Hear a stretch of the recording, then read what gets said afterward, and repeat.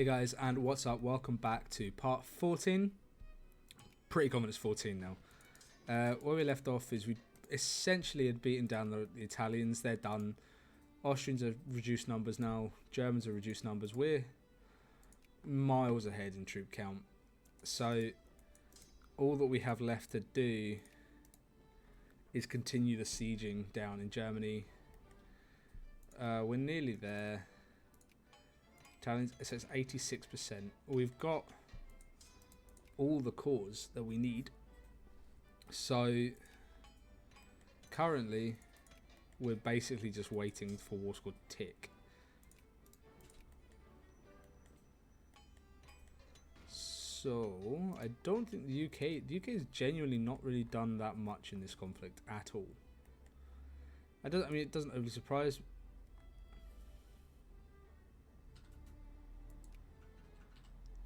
Okay, so the Dutch owns Crete. That makes so much sense. Oh, absolutely so much sense. Victoria, I don't understand. I just don't get that. Okay, oh, whatever. I mean, sure. What's this army? This army attack stuff, defensive 3. I'll still beat that unit anyway because it's MOB. Let's start getting nearly 70, so it could be still steamers. Oh, miles away.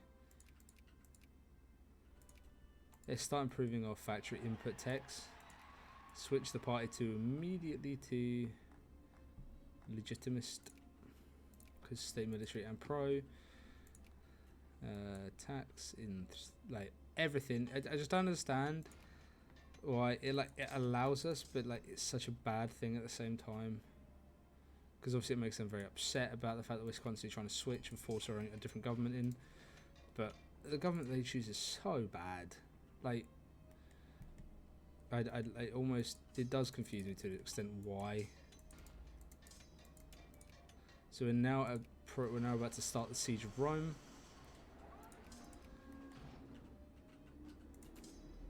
And now that is perfect. So the Italians are now having rebels because basically the battle has been that decisive and destructive for them, which is good. How close? 75%. That's nice to see. 13 infamy still, which isn't ideal if I'm honest. I think after this, I'm able to build monitors and ironclads, so I'm going to start pumping out ironclads because I'll be able to contest the UK for Navy, hopefully, at least in the Channel or in a select location. That's it. Everything that war was fought for is now over, and everyone can just return home. Switzerland is now a free nation. Well, as free as they're going to be. They're not. They are almost fair.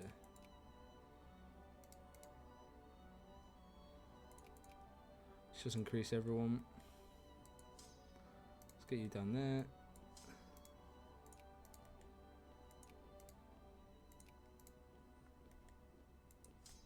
And then you up to there. They've probably already been placed in the same place, but I don't really want the Geneva Convention. We're not going to do like the Statue of Liberty because the Statue of Liberty event gives the US such a boost. It's such an insane boost. They're already getting 3,000 people a day just from everyone else. Like, why would we give them any more buffs to that? It's already insane.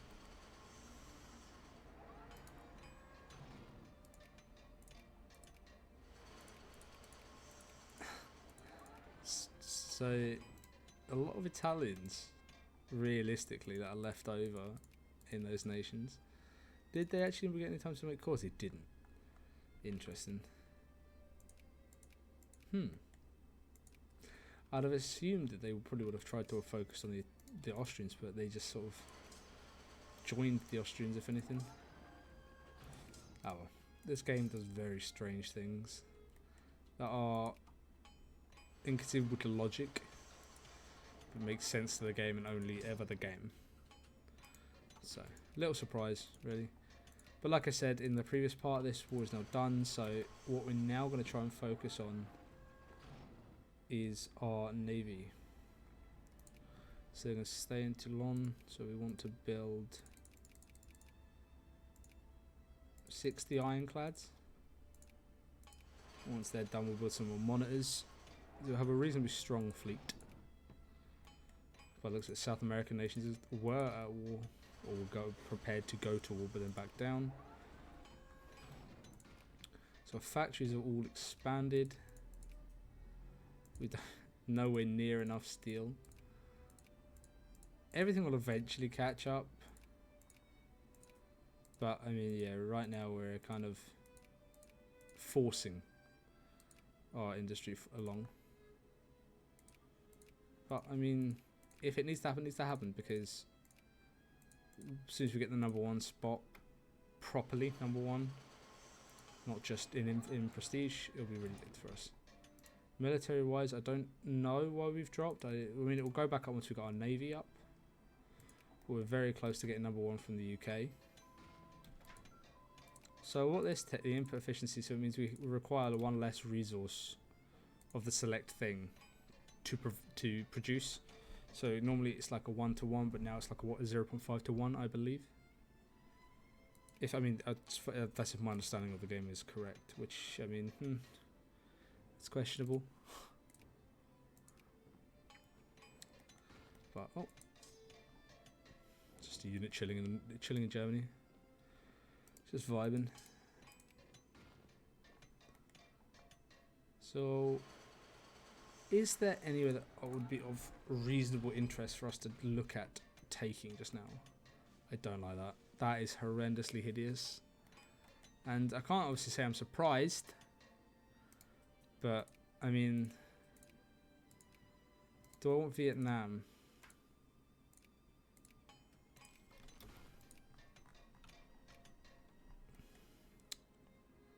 I feel as though I do, just because it's it makes sense for France to take Vietnam.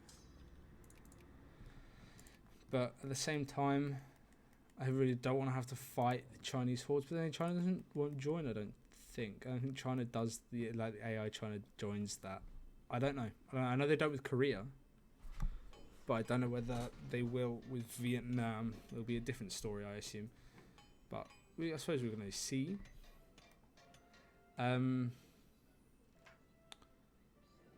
But yes, I think the European front's relatively stable now. Ironclads are slowly building because they require quite a lot of stuff. Are we able to force? If you can forcibly buy lots of canned food, we should. What I'm going to do is I'm just going to max out the purchase of all of these. It will ruin my income for a while, but once they're all bought, it will be very helpful for us. Oh wow, we're able to buy guns and ammunition like mad. But okay, we're now starting to get artillery again, and there we go. So which now means steamer convoys. We're #1 of them. We still don't have enough. Wow. Okay. Start booming their purchases. Where are they? There they are.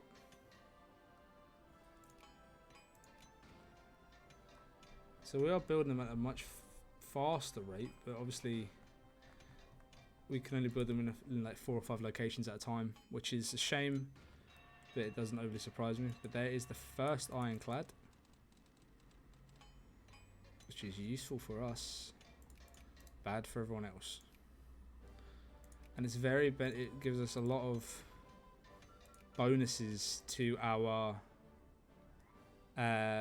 colonized points. Like what do you call it? They give the most for like ships.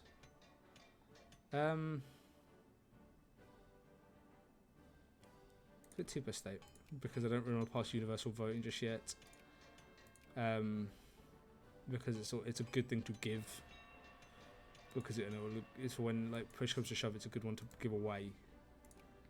So it's quite a useful thing to have in the bank, sort of saved up for a rainy day essentially. But take them off, and then we'll just let them build, and that'll be another 2 30s. How close is the UK? Oh, it's so close now. That is unbelievably. I wonder if we start investing in other nations. Our industrial should go up if we do that, I believe. But I mean, whether or not it will go up to the limit it's meant to, I'm a little bit unsure. But I think that'll be it for this part. So the plan for the next part is to take over probably Dynam and maybe Cambodia. We'll see. But I think that'll be it for now. So I'll see you guys in the next one. Hope you guys enjoyed, and bye-bye.